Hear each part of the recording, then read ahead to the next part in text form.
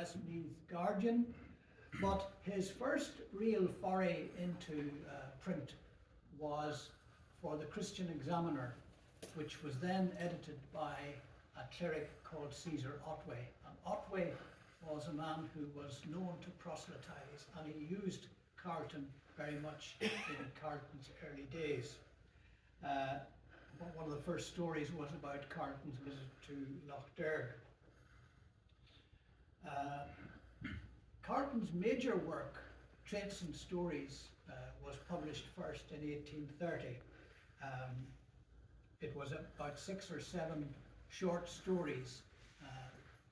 The stories were situated in the Clogher Valley around Ned McKeown's fireside, the Hedge School, Sean Fadd's wedding, Larry McFarlane's wake. These well-known stories formed the corpus of the initial Traits and Stories, which was actually published by an Irish publisher, William Curry of Dublin. Traits and Stories was very successful. It came out in various editions in 1833, 36, 37 and so on, and continued to be a big seller. He also produced another volume called Tales and Legends in 1834, which were a range of additional stories. He was also a novelist, probably not a very good novelist, but he did produce For Dorcha the Miser in 1839. It was one of his major works. I suppose the 1840s was his most productive period. There was a very large edition of Traits and Stories came out in 1842. And he was doing well as a writer and was rewarded with a government pension in 1848 when he was given £200 a year to sustain his work. At this stage, Carleton was trying to support a large family of daughters whom he wouldn't allow to take a job or to work. He liked to keep them as young ladies. So the pension was essential to retain this standard of living. But he did gradually move up in society. We can trace him in the old Dublin directories, moving from Summerhill to Clontarf in the 1840s, to Rathgar Avenue in the 1850s, and finally to Sandford Road in Ranelagh around about 1865, where the directories describe him as William Carleton, Esquire. So he certainly made his way in Dublin society. His life was dogged by ill health from that point on, and he struggled to make his writing, to create enough writing to pay his way and to support his family. He developed a cancer of the tongue, which eventually was to prove fatal. He died in 1869 and was buried in Mount Jerome Cemetery at Harold's Cross.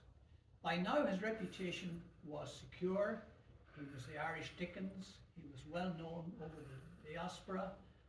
His works were much sought after, particularly in America and in Canada. We tend to think of Yeats as the creator of the Irish literary revival. But it was not the first revival. The first Irish literary revival really rests with William Carleton and Carleton's work, because there was almost no literature, Irish literature, published in Ireland prior to Carleton. And most of it was published in London and to a lesser extent in Edinburgh. Nearly all London-based publishers up until Carleton arrived on the scene in 1830. And in a way, this revival of Irish literature was due to the movement towards Catholic emancipation, which was opening up new avenues in Irish society. And as I said, William Curry was the first publisher to publish Carleton in Ireland. And of course, in later years, James Duffy, who was a Monaghan man, also produced a lot of Carleton texts. Curry was in Sackville Street, and Duffy was in Anglesey Street, later Wellington Quay. Another publisher of Carleton in those early days was W.F. Wakeman, who was based in De Vere Street. And this was the father of Wakeman the artist, who of course taught in Portora as the art master for over 20 years. So these three publishing houses were making Carleton available to a wider public, and particularly to the Irish diaspora. The first publishers in America were in Philadelphia and in Baltimore. Collier was a very important publisher of Carleton, P.F. Collier, a large 3-volume edition, sold widely. Dennis and James Sadleir also produced a lot of Carleton works in the New World. Now, our topic today is